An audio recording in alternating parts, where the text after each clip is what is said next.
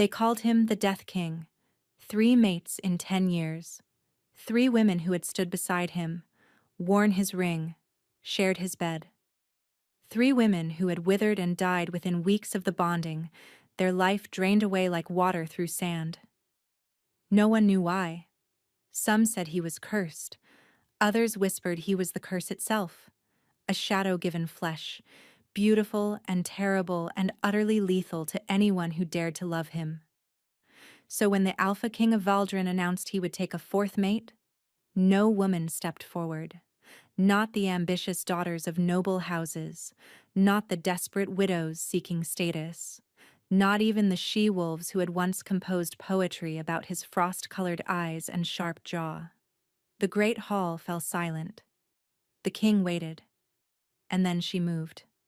A quiet omega from a forgotten pack. Small. Unremarkable. The kind of woman people looked through rather than at.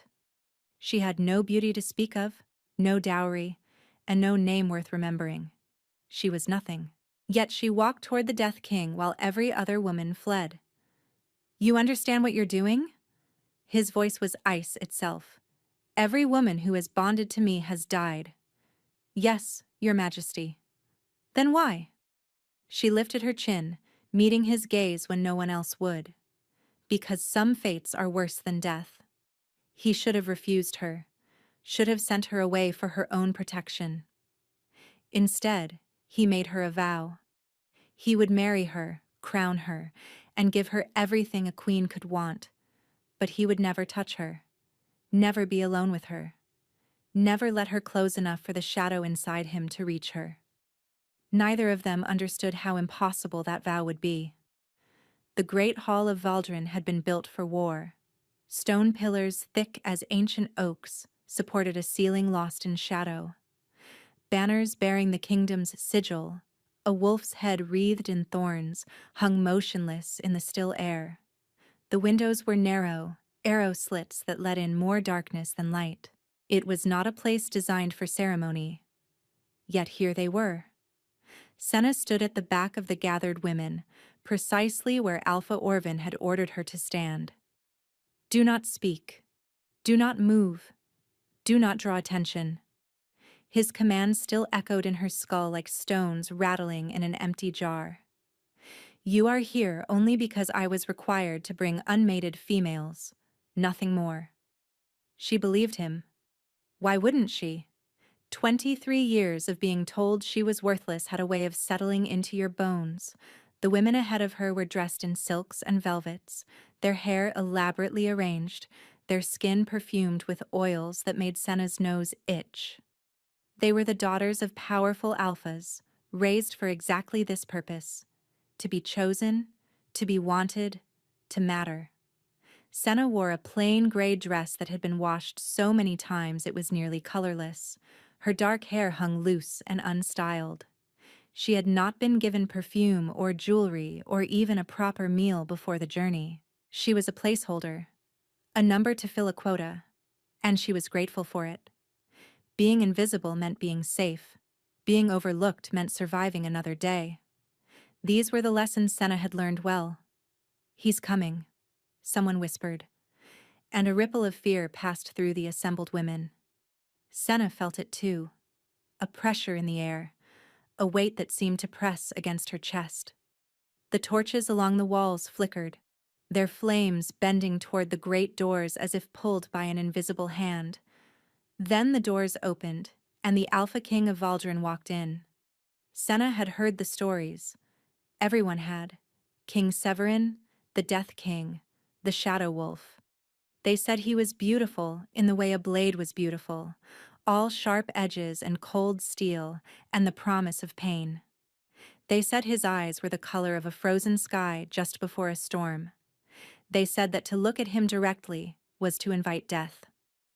The stories, Senna realized, had not been exaggerated. He was tall, taller than any wolf she had ever seen, with hair the color of midnight that fell to his shoulders in waves.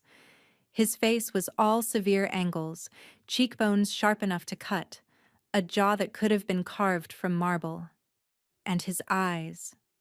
His eyes were exactly as the stories claimed. Pale gray, almost colorless, like frost on glass. But it wasn't his beauty that made the women shrink back. It was the cold. An unnatural chill radiated from him, dropping the temperature in the hall with every step he took. Senna watched the nearest torches sputter and dim as he passed them, watched her own breath mist in the suddenly frigid air. The women in front of her were trembling, and not from the cold alone. "You may begin," the king said to the master of ceremonies. His voice was deep and controlled, carrying easily through the silent hall. The master of ceremonies, a thin, nervous man with ink-stained fingers, cleared his throat. "Your Majesty, as per the council's requirements, you must select a mate from among the eligible females presented today. Each alpha has brought their unmated women of breeding age. Shall I introduce them?" "That won't be necessary." Severin's gaze swept over the assembled women like a bitter wind. "I will ask a simpler question. Which of you is willing to be my queen?" Silence. The noble women, so confident moments ago, suddenly found the stone floor fascinating. The ambitious daughters gripped each other's hands, backing away rather than forward. One woman near the front began to weep silently. Severin waited, his expression betraying nothing. "Come now," the master of ceremonies said, desperation creeping into his voice. "This is a tremendous honor. Queen of Valdrin, mate to the most powerful alpha in the realm. An honor that has killed 3 women already," someone muttered, too loudly. The temperature dropped further. Senna could see ice crystals forming on the nearest banner. "Perhaps," Severin said quietly, "we should end this farce. I will not force any woman to—" "I'll do it." The words left Senna's mouth before she realized she was speaking. Before she understood that her feet were carrying her forward, past the trembling noblewomen, past the weeping daughters, toward the king whose shadow seemed to devour the light itself. Every eye in the hall turned to her. Senna kept walking. She heard Orvin's sharp intake of breath somewhere behind her, heard him hiss her name like a curse. But for the first time in her life, she did not stop when he commanded it.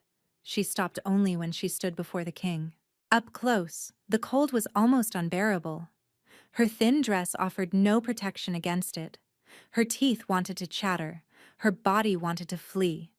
But she forced herself to meet those storm-gray eyes, forced herself to hold his gaze when every instinct screamed at her to look away. And strangely, despite the cold that surrounded him, she felt something else. A flicker of warmth in her own chest, as if something deep inside her was responding to his presence. She dismissed it as nerves. Severin stared at her for a long moment. Then quietly, dangerously.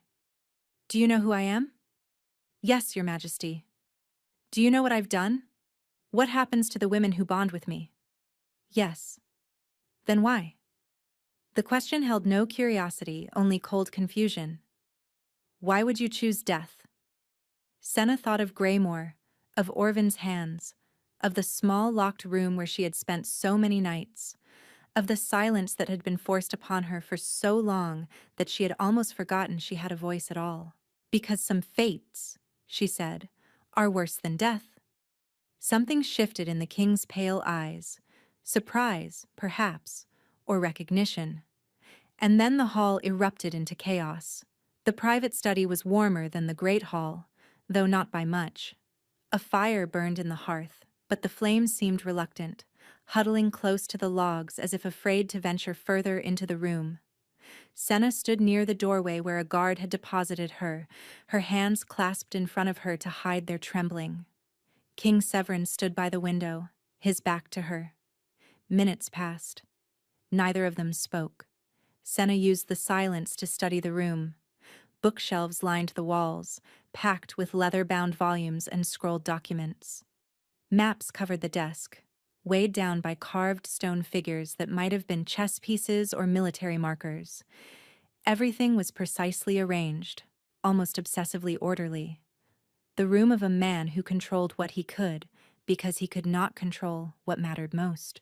"You're from Greymore." The king's voice broke the silence without warning. "Alpha Orvan's pack." "Yes, your majesty." He seemed displeased when you stepped forward. Senna said nothing. What could she say? That displeased was a gentle word for the murder she had seen in Orvan's eyes? Severin turned from the window. In the firelight, his features were sharper, more severe. The shadows in the room seemed to lean toward him, drawn like moths to a dark flame. "Tell me," he said, "what is wrong with you?" The question should have stung. Instead, Senna almost laughed. "Your Majesty will have to be more specific. According to Alpha Orvan, the list is extensive." The faintest flicker of amusement crossed the king's face before vanishing. "I mean, why no one has mated you. You are of breeding age. You appear healthy. Yet you were hidden at the back of the hall like an embarrassment." "I am an Omega," Senna said simply, "the weakest of my pack.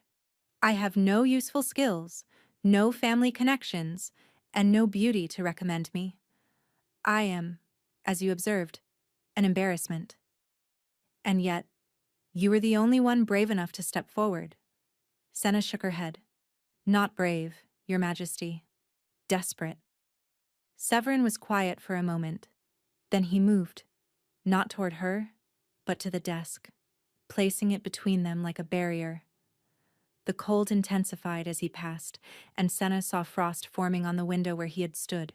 "I'm going to tell you something," he said, "that I have never told anyone, and then you are going to walk out of this castle and return to your pack." "Your Majesty."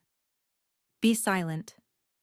The command carried the weight of an alpha's authority, and Senna's voice died in her throat. "You will hear this. Then you will leave."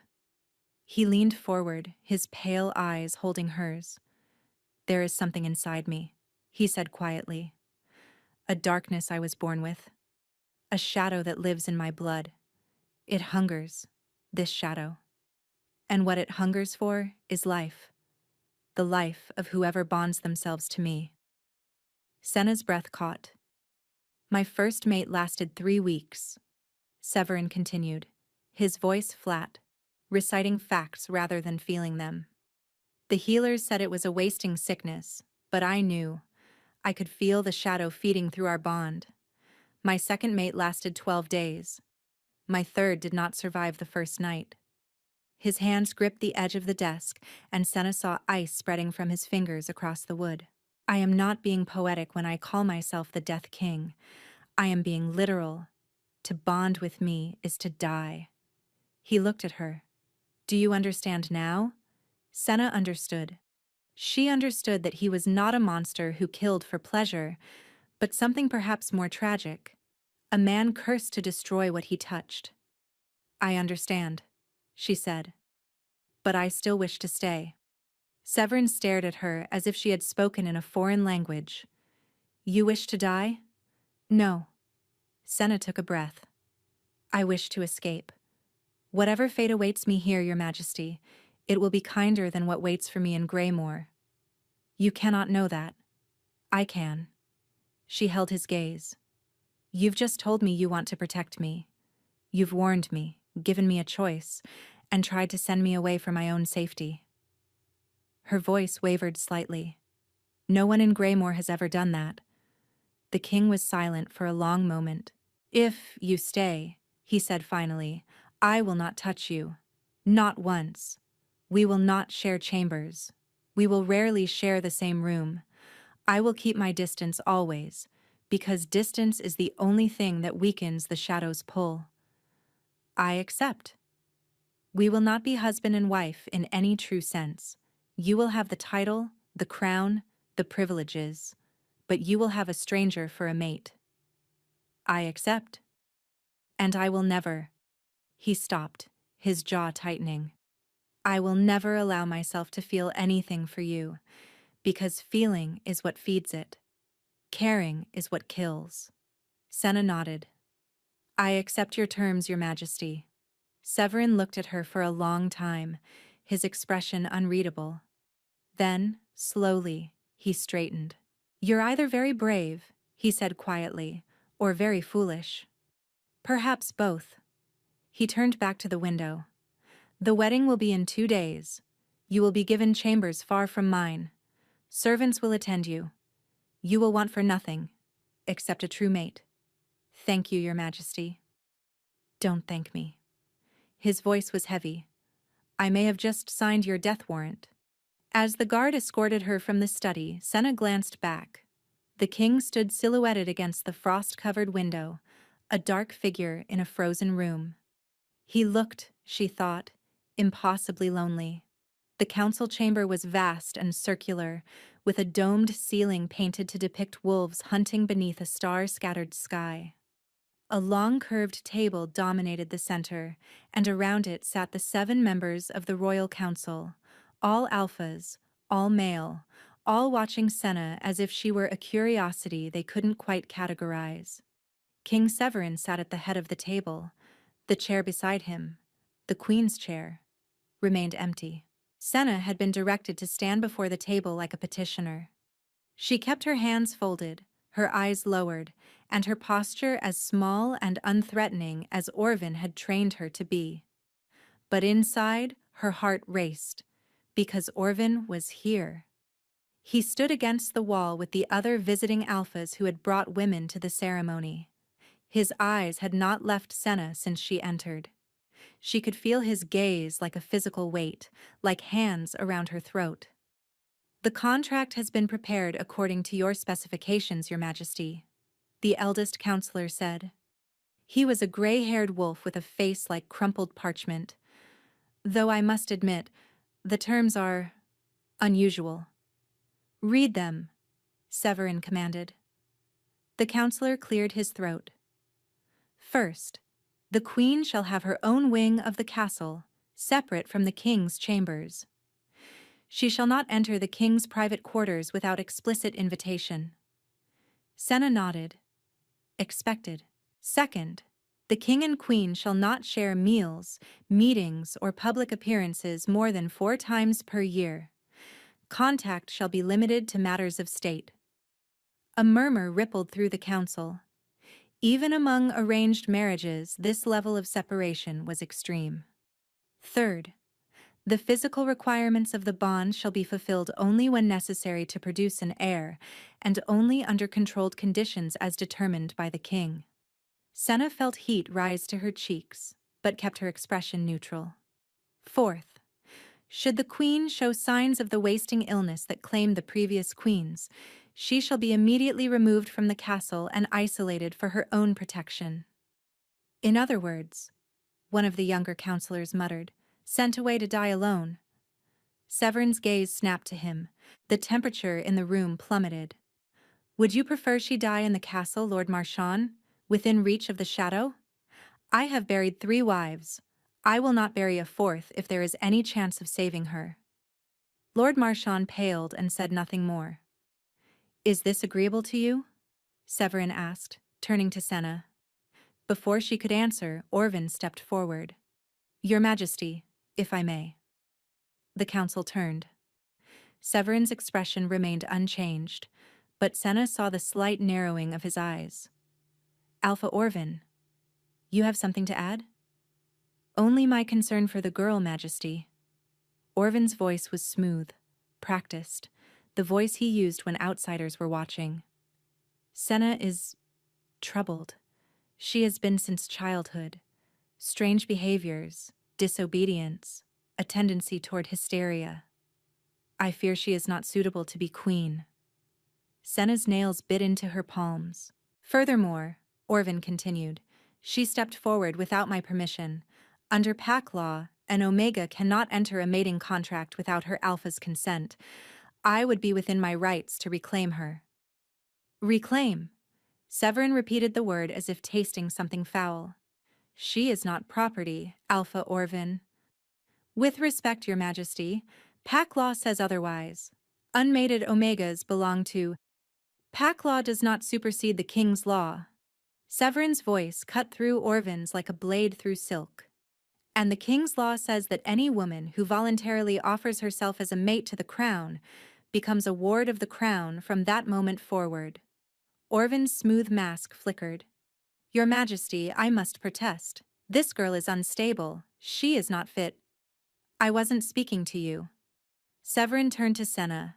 His pale eyes found hers, and for a moment, she forgot the cold, forgot the fear. I was speaking to my future queen. My future queen. The words hung in the air. The council members exchanged glances. Orvan went very still. Is this agreeable to you? Severin asked again. Senna looked at the contract, at the pages of limitations and restrictions and carefully measured distance. Any other woman would have been insulted. Any other woman would have demanded more. But Senna saw what the council did not. She saw a man trying desperately to protect her. She saw terms designed not to imprison her, but to keep her alive. She saw kindness disguised as coldness, care hidden beneath control. Yes, Your Majesty, she said clearly. The terms are agreeable. They are more than generous. Severin blinked. For just an instant, that cold mask slipped, and she glimpsed something beneath. Confusion, perhaps.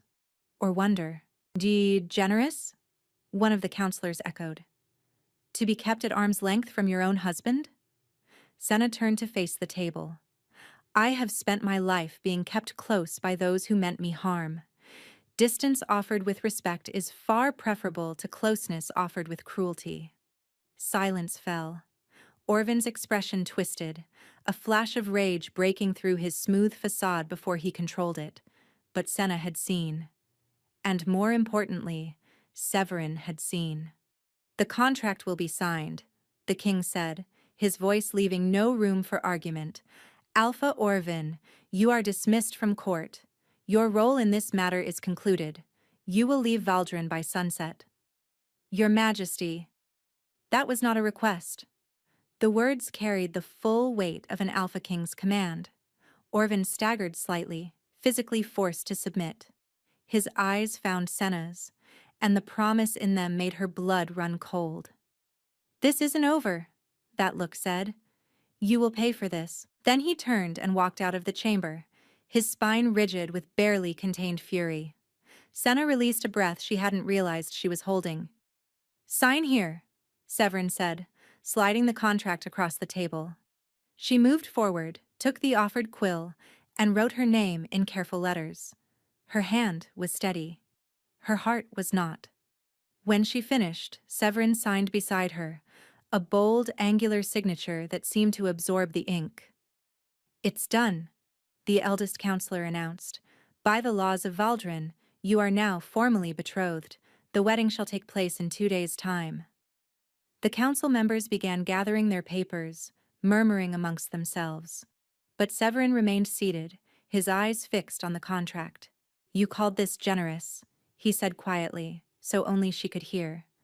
You meant it. Yes. Why?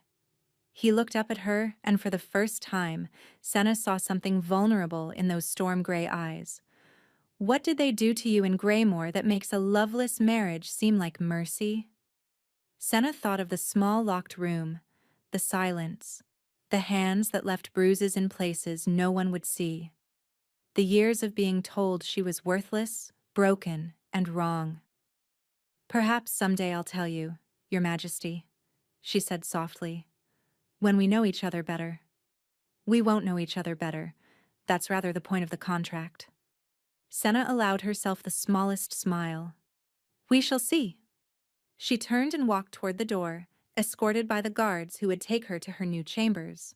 Her own chambers, in her own wing, far from Orvan's reach. Behind her she heard Severin's voice, so quiet she almost missed it. What have I gotten myself into?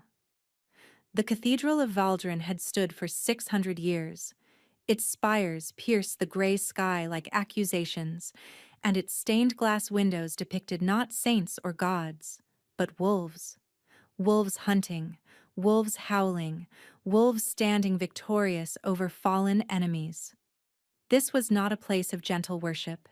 It was a monument to power. And today, It was filled to bursting.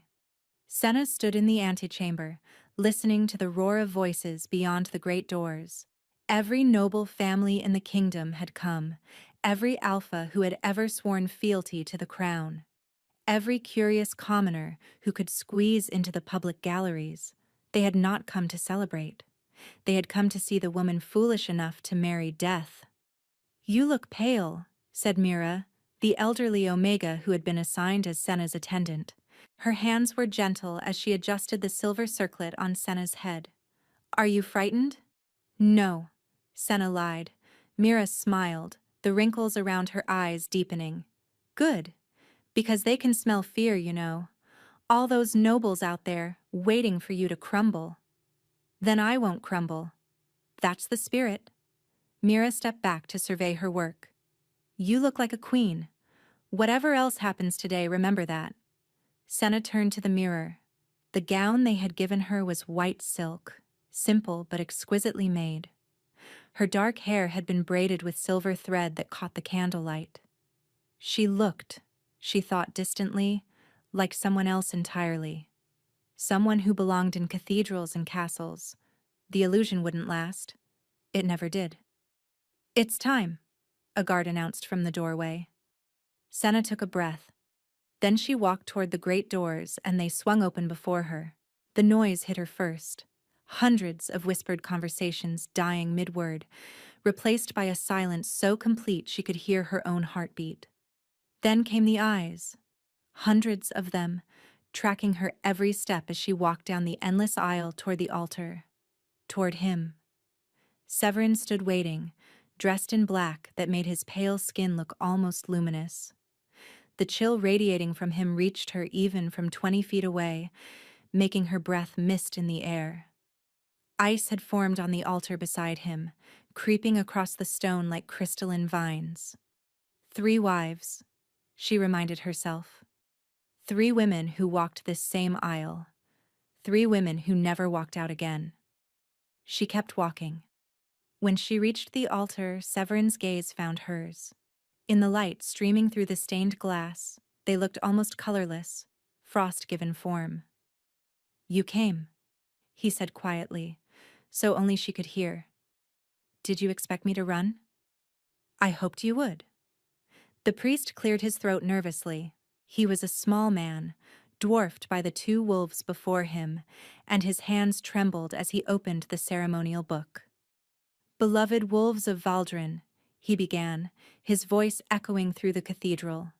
"We gather today to witness the binding of our king to his chosen mate." The words washed over Senna like distant thunder. She was aware of them, but they seemed unimportant compared to the weight of Severin's gaze, the cold that surrounded him, the shadow she could almost see flickering at the edges of his form. "And so I ask, King Severin of Valdrin, do you take this woman as your mate, your queen, your bond?" "I do." His voice carried no emotion, no warmth, but his eyes never left hers. "And do you, Senna of Greymore, take this man as your mate, your king, your bond?" "This is your last chance," a voice whispered in her mind. "Turn back. Run. Live." "I do." A collective intake of breath from the crowd. They had expected her to refuse at the last moment. They had wanted her to. "Then by the ancient laws of blood and bond," the priest said, "I now require the physical claiming, the exchange of bites that will seal your wolves together for—" "No." The single word from Severin stopped the priest mid-sentence. Murmurs erupted through the cathedral. The claiming bite was sacred, essential. Without it, the bond was incomplete, the marriage merely political. "Your Majesty," the priest stammered, "the ritual requires—" "I know what the ritual requires." Severin's voice was ice. "And I am telling you it will not happen. Not today. Not until I am certain it is safe." "But Your Majesty, an unclaimed queen is my wife regardless." Severin turned to face the crowd, and the temperature in the cathedral dropped so sharply that frost began creeping across the nearest pews. "Let me be clear. This woman is your queen. She will be treated as such. Any who question her legitimacy question me. Silence. Absolute, terrified silence.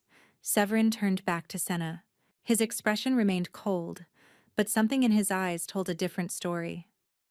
I will not risk you, he said quietly. Not for tradition. Not for anything. The priest's hand shook so badly he nearly dropped his book. Then by the authority vested in me, I pronounce you husband and wife, king and queen, bound by vow if not by bite. It was done. The crowd began to applaud, uncertain, scattered applause that felt more like obligation than celebration. Senna barely heard it. She was too focused on the man before her, this cold king who had just defied 600 years of tradition, to protect her. Your Majesty, she whispered. Severin offered his arm, but carefully, leaving inches between his sleeve and her hand. Even that minimal contact made the cold intensify, made her skin prickle with frost. Come, he said. Let us give them their show. And then you will be escorted to your chambers, far from mine. And you? I will do what I do every night. His jaw tightened. I will stay away from you, and pray that the shadow does not reach you anyway. They walked down the aisle together, the cold king and his quiet queen. The crowd watched them pass, and Senna could hear the whispers already beginning. How long will this one last? A month? A week? Poor thing doesn't know what she's gotten herself into. But one whisper stood out from the rest, spoken by an elderly woman in noble dress. Did you see the way he looked at her? The king has never looked at anyone like that. Senna held that thought close as the great doors closed behind them. The queen's chambers were larger than Senna had imagined. A sitting room led to a bedroom, which led to a private bathing chamber, which led to a small garden enclosed by high stone walls. Everything was appointed in soft blues and silvers, calming colors, soothing colors, the kind of colors chosen for someone expected to need soothing. The servants had left hours ago. The candles burned low. Outside her window the moon hung fat and silver in a cloudless sky. And Senna could not sleep. She sat by the fire, wrapped in a woolen shawl, watching the flames dance. Her wedding night. In the stories, wedding nights were filled with passion and claiming and the forging of unbreakable bonds.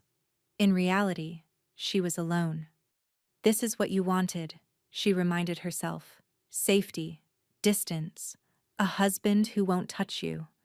So why did she feel so empty? A knock at her door made her jump. Enter, she called, expecting a servant. Instead, the door opened to reveal Severin. He stood in the doorway, not crossing the threshold. His hair was loose, falling around his shoulders in dark waves. He had changed from his wedding clothes into something simpler, a gray tunic, black trousers. He looked less like a king and more like a man who had come to his wife's chambers on their wedding night. Your Majesty, Senna said, rising quickly. I shouldn't be here. His voice was rough. I know the terms. I wrote them, but He stopped, jaw working. I needed to see that you were well. I am well. You're sitting alone in the dark on your wedding night. The candles are not dark. That's not what I meant. Senna studied him. He remained in the doorway, one hand gripping the frame as if physically preventing himself from entering. The cold emanating from him made the candle flames lean away, made her breath visible in soft white puffs. Would you like to come in? She asked. I should not. That wasn't my question. Severin closed his eyes. When he opened them again, vulnerability had replaced his careful composure. Yes, I would like to come in, and that is precisely why I must not. Because of the shadow. Because of what I might do to you without meaning to. He released the doorframe, stepping back. Every moment I spend near you, I can feel it stirring, hungry. It knows you're my wife now. It knows you're connected to me. Then why did you come at all? The question hung between them. I don't know, Severin admitted. I have asked myself that question for the past hour. I told myself I was checking on your welfare, ensuring the servants had attended you properly.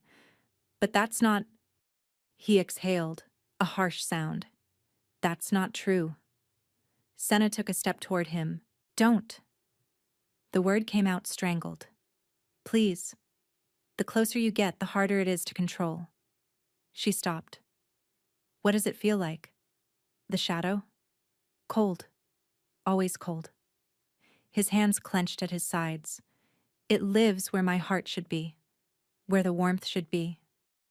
My parents thought I was simply a cold child, distant, difficult. They didn't understand that the cold was literal, that something had hollowed me out before I was even born. How did your previous mates... She couldn't finish the question. Die? Severin's laugh was bitter. The same way everything dies in harsh frost. They froze. Slowly at first. Cold hands, cold feet. A chill they couldn't shake. Then faster.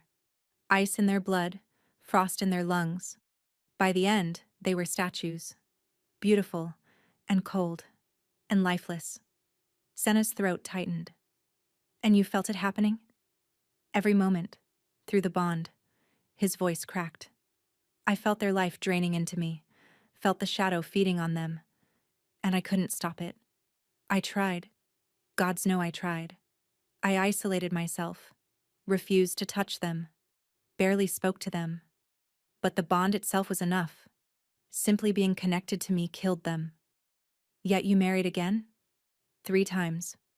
The council demanded heirs. The kingdom needed stability. His jaw tightened. And I was foolish enough to hope that perhaps the next one would be different. That perhaps I could learn to control it. Can you? Control it? I don't know. He held her gaze across the threshold. But I intend to try. With you, I intend to try harder than I have ever tried before. Something warm bloomed in Senna's chest. Why? Because you stepped forward when no one else would. Because you called my cruelty kindness. Because you looked at me in that council chamber like I was a man worth trusting, when no one has looked at me that way in years. He swallowed hard. I don't deserve your trust. But I find myself desperately wanting to earn it. Senna moved before she could stop herself. Not toward him, but to the chair nearest the fire. She sat, arranging her shawl around her shoulders. You could stay, she said. There, in the doorway. We wouldn't touch. We wouldn't even be in the same room, technically. But you could...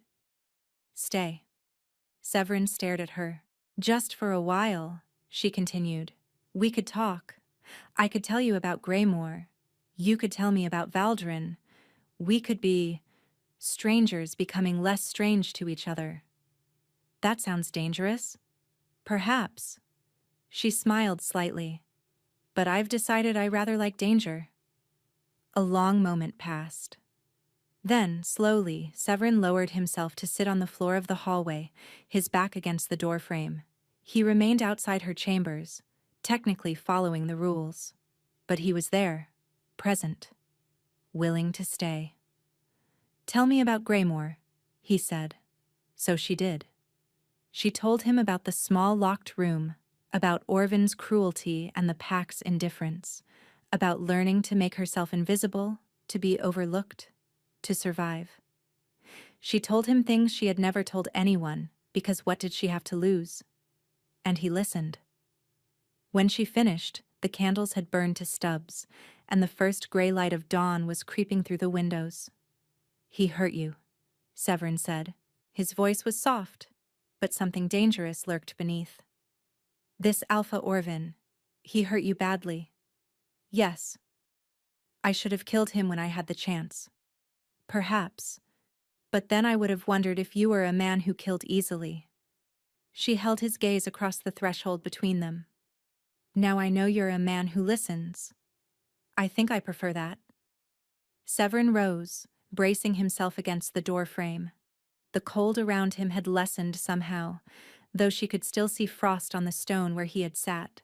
"I should go," he said, "before the servants arrive and find the king sleeping outside his queen's chambers like a lovesick fool." "Are you?" The question slipped out before she could stop it.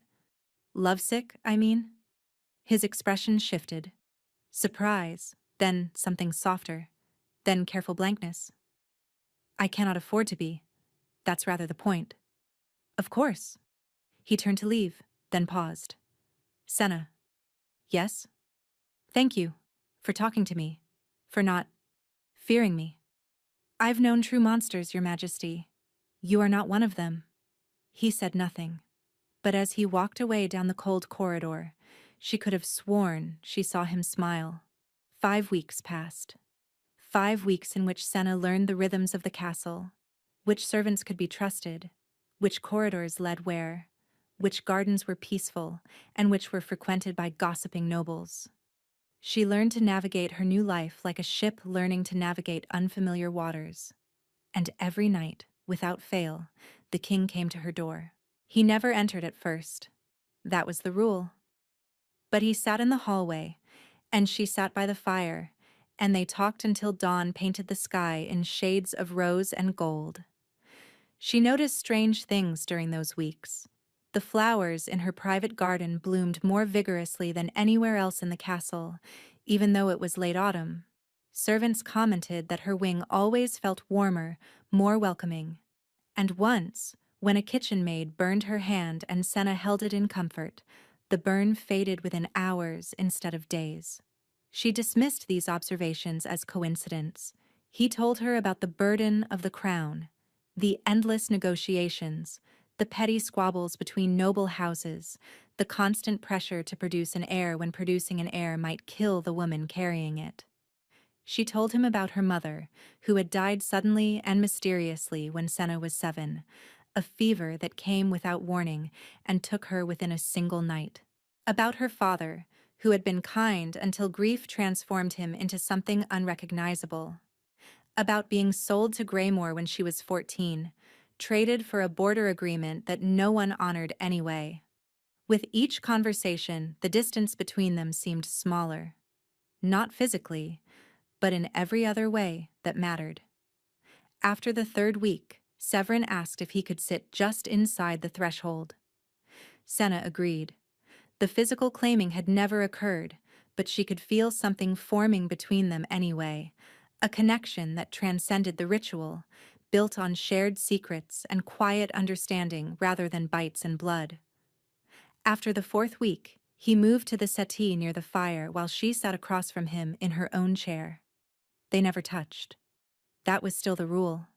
But the distance between them had shrunk to feet instead of rooms, and somehow, impossibly, Senna had never felt healthier.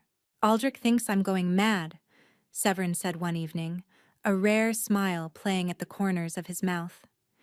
"He's run out of explanations for why you're thriving instead of fading." "Perhaps I'm simply too stubborn to fade?" "That is one theory." His gaze held warmth despite the frost in his coloring. "I have another." "Oh?" "You're different. I don't know how or why, but something about you is different." Senna felt that strange warmth flicker in her chest again, the same sensation she had felt the first time she stood before him. She still didn't understand what it meant. "The council met today," Severin said, his voice carrying an edge of frustration. "They're pressuring me again. About the heir." Senna looked up from her embroidery. "What did you tell them?" "That I would consider their concerns, which is diplomatic language for, go away and stop bothering me." He rubbed his temples. "They don't understand. They think I'm being stubborn, precious about tradition. They don't know about the shadow? No one knows except you." He looked at her through the firelight. "And my physician, who has been sworn to secrecy. The council thinks the previous queens died of a mysterious illness. They believe that with the right precautions, the right medicines, a 4th queen might survive. But you know better. I know that it doesn't matter how careful we are. The bond itself is deadly." His hands clenched. Every moment I spend with you, every conversation, every smile, it strengthens the connection between us. And the stronger the connection, the easier it becomes for the shadow to reach you. Senna set down her embroidery. Then why do you keep coming?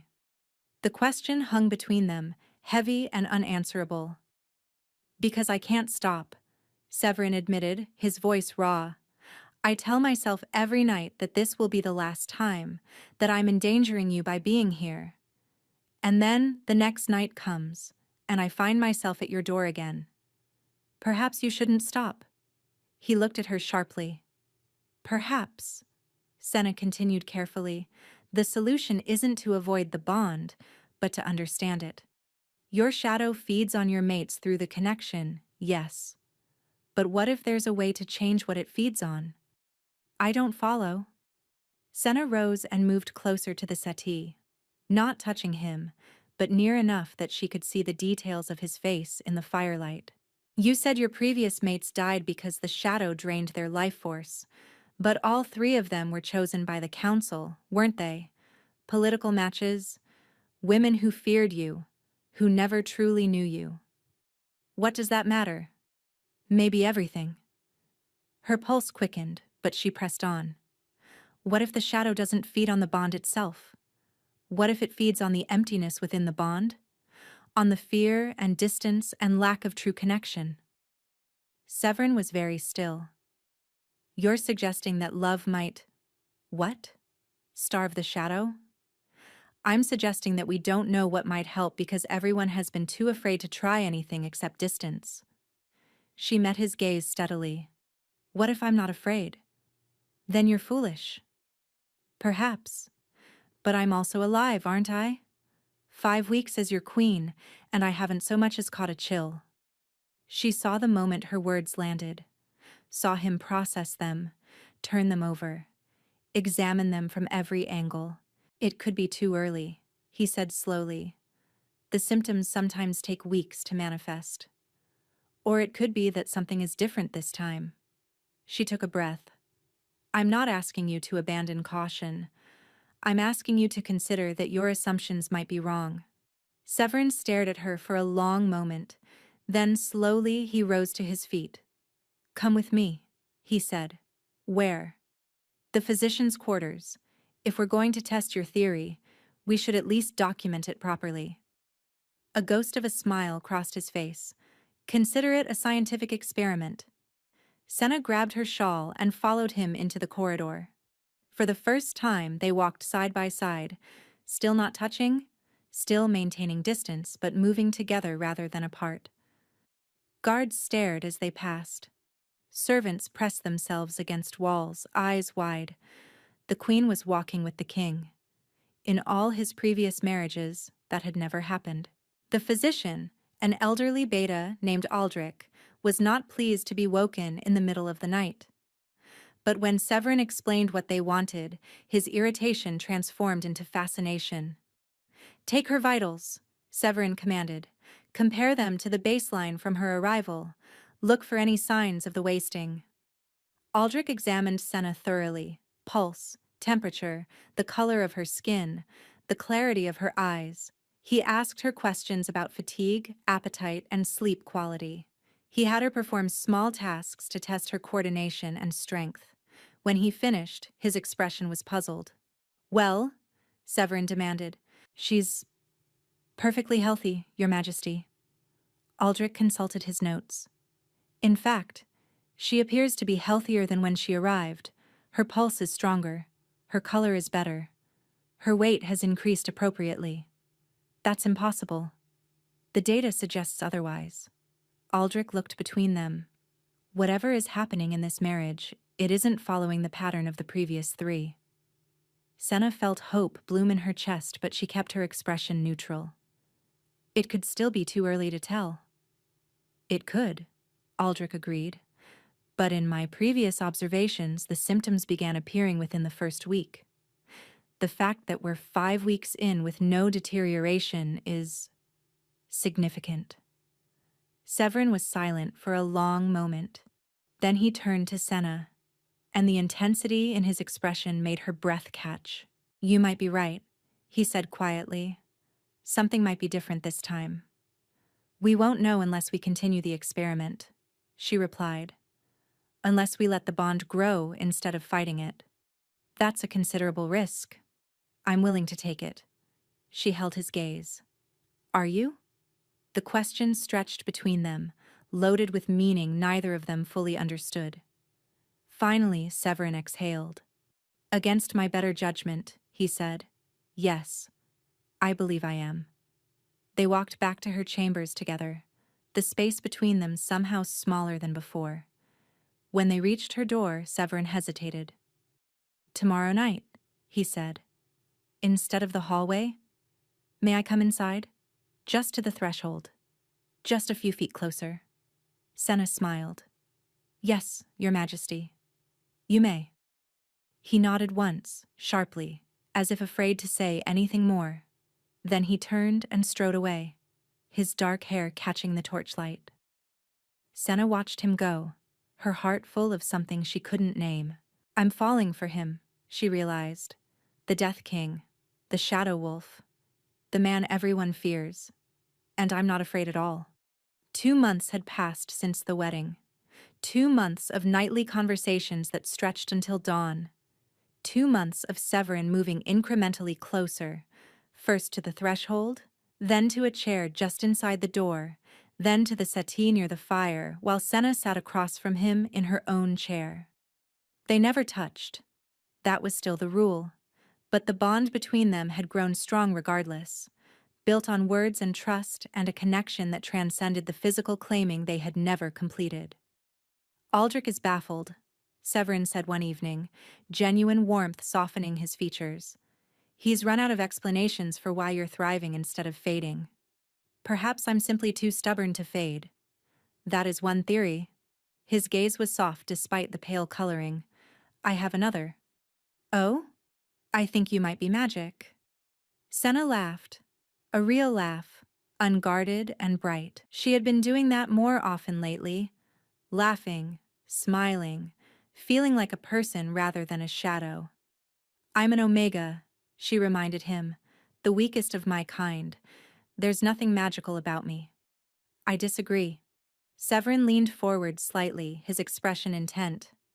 You walked into a room full of terrified women and chose the monster. You looked at a curse that killed 3 queens and decided it didn't apply to you. You took a man who had forgotten how to feel anything except cold and made him remember what warmth was like. His voice softened. If that's not magic, I don't know what is. Senna's heart hammered against her ribs. Tell him, a voice whispered. Tell him what you feel. But she couldn't. To speak the words would be to risk everything, the fragile peace they had built, the careful experiment they were conducting, the hope that perhaps love didn't have to end in death. You should get some sleep, she said instead. The trade delegation arrives tomorrow. Severin studied her for a moment, disappointment briefly crossing his features before he masked it. You're right, he said, rising. Good night, Senna. Good night, Your Majesty. He paused at the door. Severin. What? Call me Severin, please. He didn't turn around. I want to hear my name in your voice. Just once. Her throat tightened. Good night, Severin.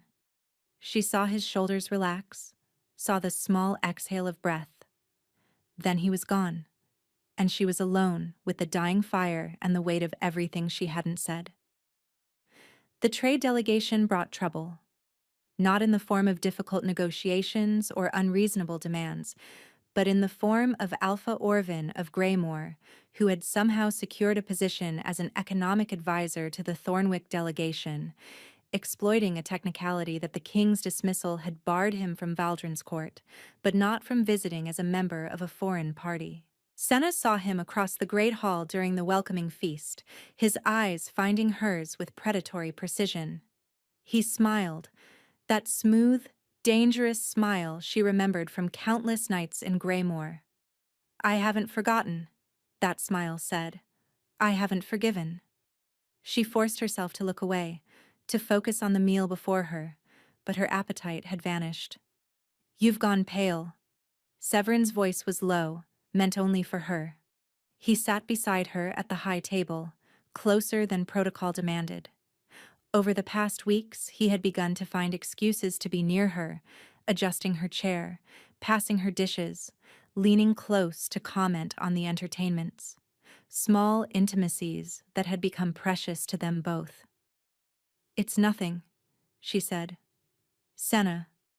The way he said her name now, soft, almost tender, made her chest ache. "Tell me."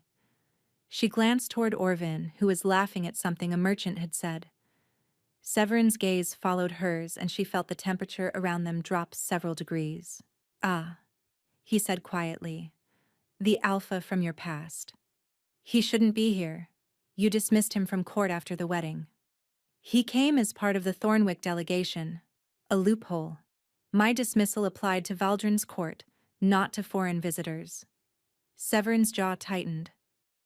"My advisors are already working to close this gap, but for tonight, I cannot refuse him entry without causing a diplomatic incident." "Don't confront him publicly."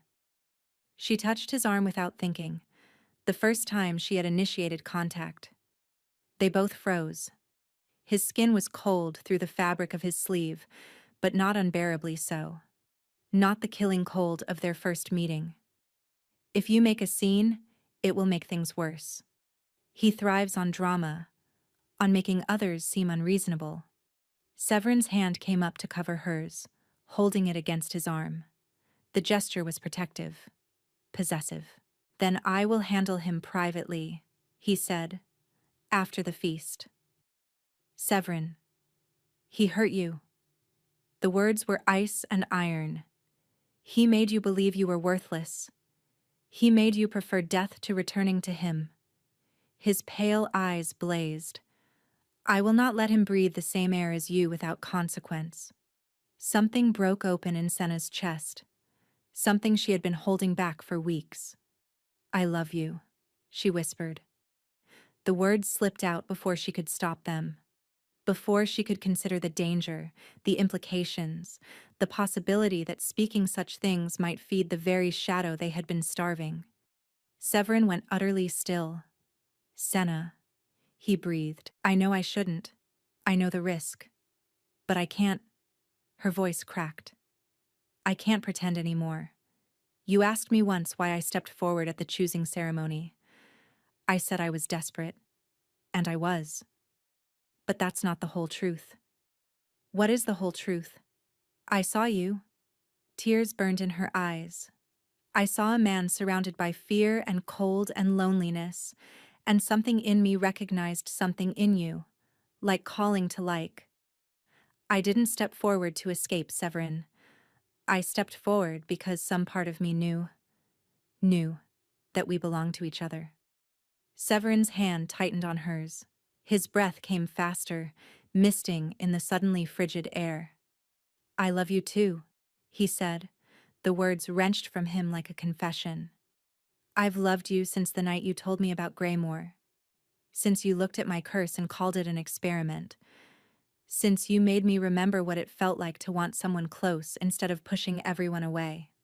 Joy blazed through Senna, bright and overwhelming, and then Severin screamed. His hand spasmed around hers, then released. He doubled over, clutching his chest, and the cold that poured off him was unlike anything she had felt before. Not frost, but the absolute absence of heat. The void between stars. "Severin!" She caught him as he fell, his weight bearing them both to the floor. Around them, the great hall erupted into chaos. Nobles shouting, guards rushing forward, the trade delegation scrambling away from the spreading frost that crackled across the floor like lightning. "The shadow!" Severin gasped, his face contorted with pain. It knows." "What do I do?" Senna cradled his head in her lap, heedless of the cold that was numbing her hands, her arms, spreading through her body. "Tell me what to do." "Get away from me." His eyes were wild, terrified, not for himself, but for her. "It's feeding on me, on my feelings for you. If you stay close, it will—" "I'm not leaving you." "You have to." He tried to push her away, but his strength was failing. Ice crystals were forming in his hair, on his eyelashes. His lips were turning blue. Please, Senna. Please. Don't let me kill you too. You won't. She held him tighter even as the cold burned her skin. You won't, because I won't let you. This curse has taken 3 women from you. It will not take a 4th. There's no cure? His voice was fading. I've looked. For years.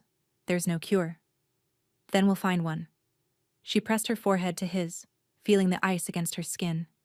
Together. I promise you, Severin. I will find a way. His eyes fluttered closed. Senna, he breathed. And then he went limp in her arms. No. She shook him, slapped his face, and screamed his name. But he didn't respond. His chest rose and fell in shallow breaths, and frost spread from his heart outward, freezing him from the inside. The king was dying. And somewhere across the hall, Senna heard Orvin laugh. They carried Severin to his chambers, which Senna entered for the first time. The room was sparse, almost monastic. A narrow bed, a single chair. No tapestries, no decorations, nothing that might be damaged by the permanent chill that clung to the king. It was the room of a man who had given up on comfort, on warmth, on life. Senna refused to leave his side.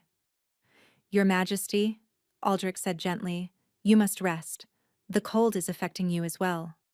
She looked down at her hands. They were pale, bloodless, the fingers tinged with blue. Frost clung to her hair and eyebrows. Every breath hurt, but she was not dying. Not yet. The previous queens, she said. How long did they survive after the shadow awakened? Aldrich hesitated. The first lasted 3 weeks. The second, 12 days. The third, he swallowed. Hours. And the king? How long before the shadow consumed him completely? We don't know. He's never... Aldrich stopped, understanding dawning. The shadow has never activated this strongly before. The previous queens died before it could fully manifest in him. Because they didn't love him. Senna stroked Severin's frozen cheek. They feared him. They kept their distance. But I didn't. And now the shadow is feeding on his love for me, on the strength of our bond. Your Majesty, what are you suggesting? I'm suggesting that if the shadow is feeding on love, then love is the key. She looked up at Aldrich. Everything Severin tried before was about starving the shadow, avoiding connection, maintaining distance. But what if that was wrong? What if the shadow isn't defeated by absence but by presence, by something stronger than itself? What could be stronger than a curse that has killed every queen for 4 generations? Senna thought of her mother, who had died when she was 7, of the stories her mother had told her, the songs she had sung, songs about light and warmth, and the power of things that refused to be extinguished. Songs that had made flowers bloom in their small garden even in the depths of winter, and that sudden, mysterious fever that had taken her in a single night. So fast, so inexplicable that even as a child, Senna had sensed something was wrong about it. Your mother was a witch, Orvin had once told her, but whatever curse she carried, it died with her. What if he had been lying? I need to know the origin of this curse, she said. Where it came from, how it was cast. There must be records somewhere. The royal archives, perhaps, but they're extensive. And we don't have much time. Then we'd better start immediately. The archives were a labyrinth of dust and forgotten knowledge. Senna worked through the night, pulling down volume after volume, searching for any reference to the shadow curse. Servants brought her candles when the old ones burned out, brought her food she didn't eat, brought her blankets she didn't feel. All she felt was cold. It was seeping into her bones now, spreading from the place where the bond connected her to Severin. The shadow was reaching for her through their connection, just as it had reached for the previous queens. But Senna was still alive, still searching, still refusing to give up. Near dawn, she found it. A journal, brittle with age, written in a cramped hand that was difficult to decipher. The personal diary of Queen Lysara, Severin's great-great-grandmother, and the first queen to die of the shadow. It began when my husband's grandfather killed the healer, the journal read.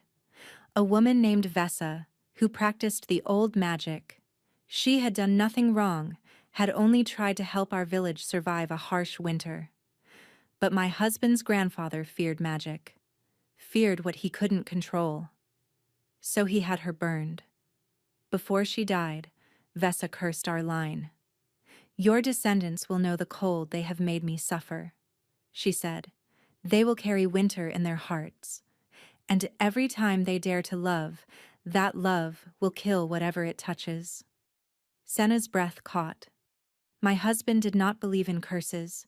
He thought the woman's words were empty spite. But I saw the change in him after our wedding, the cold that crept into his eyes, the frost that formed on his pillow while he slept, and I felt my life draining away, siphoned through our bond to feed the darkness inside him.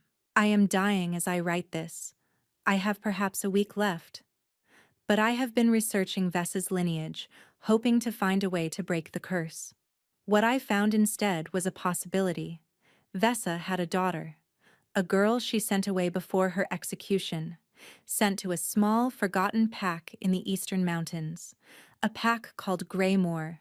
Senna's blood turned to ice. She read on, her hands trembling. The daughter carried her mother's gift, not dark magic, but light, the power to heal, to warm, to mend what is broken. If the curse can be broken at all, it will be broken by one who carries Vesa's light. I pray such a person exists. I pray they find my husband's descendants before it is too late. I pray they are stronger than the darkness.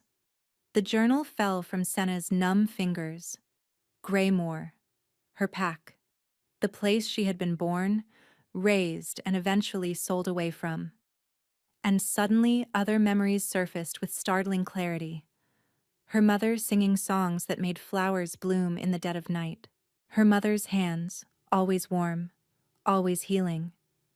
The way plants seemed to grow stronger when Senna was near, even now. The burn on the kitchen maid's hand that had healed impossibly fast after Senna held it. The warmth that her servants always commented on in her wing of the castle. Like calling to like, she had said to Severin. Something in her had recognized something in him. Light recognizing shadow, the cure recognizing the curse. That was the warmth she had felt in her chest when she first stood before him. Not nerves, but something far deeper. Her power awakening in the presence of the very darkness it was born to defeat. And her mother's death, that sudden, inexplicable fever that had taken her in a single night. Not illness at all, but murder. Someone silencing a light-bearer before she could pass on her knowledge. Your mother was a witch, Orvin had told her once, when she was too young to understand the hatred in his voice. But don't worry. Whatever curse she carried, it died with her. You're nothing special, little Senna. Nothing at all. But what if she was? What if Orvin had known all along? What if he had killed her mother not out of fear, but to prevent Senna from discovering her own power? What if he had kept Senna small and weak and worthless because he knew that if she ever realized the truth, she would be the one thing that could threaten him? Your Majesty? Senna looked up. A guard stood in the doorway, his expression grim. Alpha Orvin is requesting an audience. He says he has information about the king's condition. Senna's jaw tightened. Does he? He says he knows how to save His Majesty, but he'll only tell you, alone. The trap was obvious, but so was the possibility that Orvin actually did know something, something he had kept hidden for years, something that might save Severin's life. Take me to him, she said. Orvin was waiting in a small receiving room, the very picture of concerned diplomacy, but Senna knew him too well to be fooled. Leave us, she told the guards.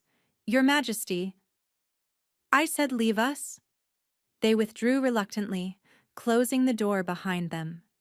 Senna faced the man who had tormented her for 9 years, and for the first time, she was not afraid. "You know what I am," she said. Orvan's mask slipped, revealing the cruel smile beneath. "I wondered when you'd figure it out.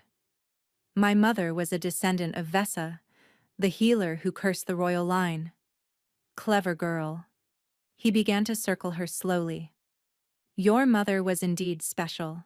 A light bearer, they called them in the old days. Women with the power to heal even the deepest wounds, to break even the strongest curses. And you killed her." "I had to." His voice held no remorse.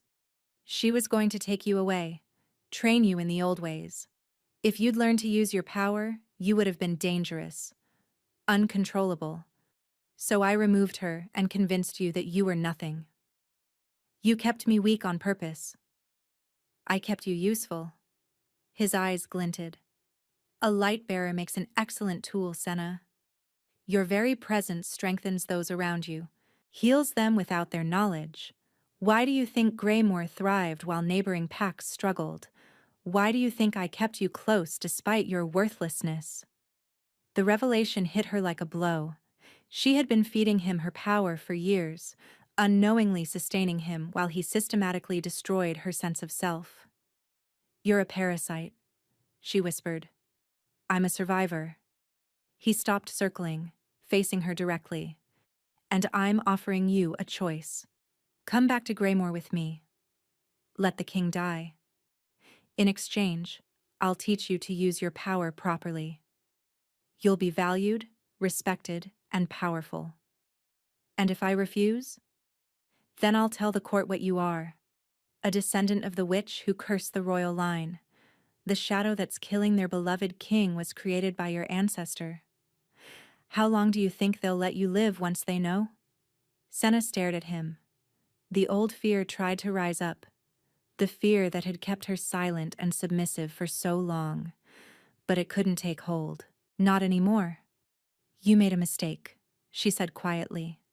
"You spent 9 years teaching me that I was worthless, that I had nothing to lose, that death was preferable to returning to you." She stepped forward, and Orvan stepped back, alarm flashing across his features. "You created someone who isn't afraid of your threats, Orvan. Someone who would rather die saving the man she loves than live another day under your control." "You can't break the curse," Orvan snarled. "You don't know how. Then I'll figure it out." She smiled. A cold smile, a queen's smile. "I've gotten quite good at figuring things out." She turned toward the door. "Guards!" They burst in immediately, swords drawn. "Escort Alpha Orvan to the dungeons," Senna commanded. "He is under arrest for the murder of my mother and conspiracy against the crown." "You have no proof!" Orvan shouted as the guards seized him. "I have your confession." She met his eyes. "You just told me everything, Orvan. In your arrogance, you assumed I was still the frightened Omega you knew. You forgot that I am the Queen of Valdrin now." She walked out without looking back, his screams of rage echoing behind her. Severin was fading. The frost covered his entire body now, a crystalline shell that made him look like a statue. His heartbeat was barely detectable, his breathing so shallow it was nearly invisible. But Senna could still feel him through the bond. A thread of connection, thin and fraying, but present. "I know what I am now," she whispered, taking his frozen hand in hers. "I know what you need." She closed her eyes and reached for something she had never known existed. A warmth deep inside her, buried beneath years of suppression and self-doubt. It was faint at first, barely a flicker, but as she focused on it, fed it with every good memory she had, every moment of joy and love and hope, it began to grow. She thought of her mother's songs, of Severin's smile when he thought she wasn't looking, of the nights they had spent talking until dawn, of the moment she had stepped forward at the choosing ceremony, not from desperation alone, but from recognition, like calling to like. Now she understood. Her light had recognized his shadow. The cure had found the curse. That was why she had felt no fear when she stood before him. That was why she alone had survived where others had died. The warmth built and built, filling her chest, spreading through her limbs. Her skin began to glow with a soft golden light, the light of healing, of hope, of love, stronger than any curse. She pressed her lips to Severin's frozen mouth.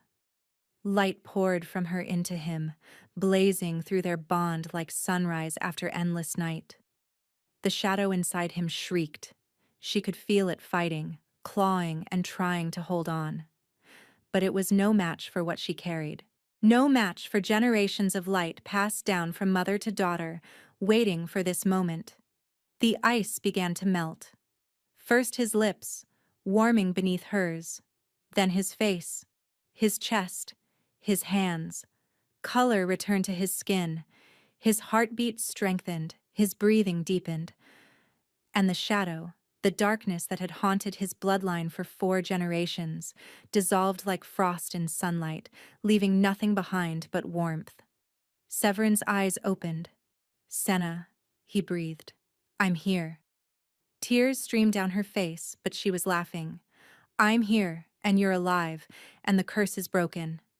He reached up to touch her face, and his hand was warm, warm for the first time in his entire life. "How?" he whispered.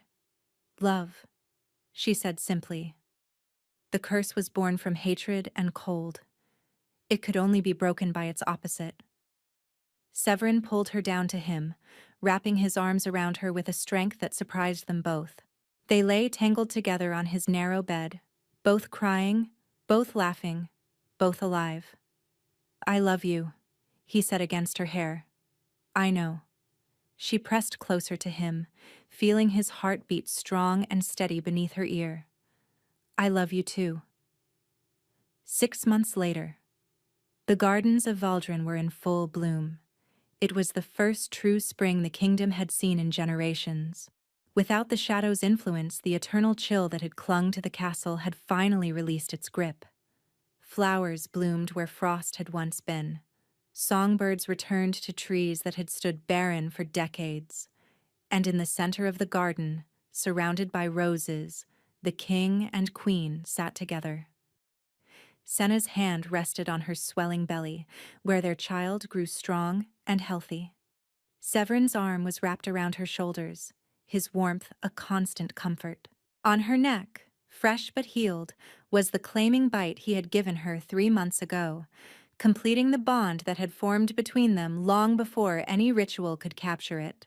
"The council approved the new academy yesterday," he said. "The first school for light-bearers in 400 years. They're calling it the Vesa Institute." Senna smiled. I think she would have liked that. Her curse ended up bringing about the very thing she wanted. A world where those with the old magic are taught and protected, not feared and burned. Her descendants will be honored there. Starting with you. Starting with our daughter. Senna touched her belly. "Aldrich says she carries the light too. He could feel it when he examined me." Severin's hand joined hers, cradling the life they had created together. "A light-bearer princess. The nobles will be terrified." "Good. They should learn to respect what they once feared." A guard approached, bowing low. "Your Majesties, you have visitors. Your sister is here, Your Majesty, with her pups." Senna's face lit up. After Orvan's arrest, Greymoor's entire structure had crumbled, revealing secrets hidden for decades, including the existence of Callista, a half-sister Senna had never known. Another of Orvan's victims, another woman he had kept hidden and controlled. Senna had personally overseen the pack's reorganization, ensuring that those who had suffered under Orvan's rule were protected and freed. "Send them in," Severin said. As children's laughter filled the garden, Senna leaned into her husband's warmth and closed her eyes. She thought of the choosing ceremony, where she had been the only woman brave enough, or desperate enough, to step forward. She had expected death. She had hoped for escape. Instead, she had found love, family, purpose, home. "What are you thinking about?" Severin murmured. "The beginning." She opened her eyes to smile at him. "How I walked toward you expecting nothing and found everything." He kissed her temple, his lips warm against her skin. "I was thinking the same thing." The children tumbled into the garden, shrieking with delight at the flowers and butterflies. Callista followed, her face relaxed in a way Senna had never seen at Greymoor. The guards stood at respectful distances, no longer radiating wariness around their king, but genuine loyalty. Everything had changed. Everything was warm. And as the sun set over Valdrin, painting the sky in shades of gold and rose, the quiet Omega who had stepped forward when no one else would leaned against her king and watched their future unfold. Neither of them had expected love, but love had found them anyway.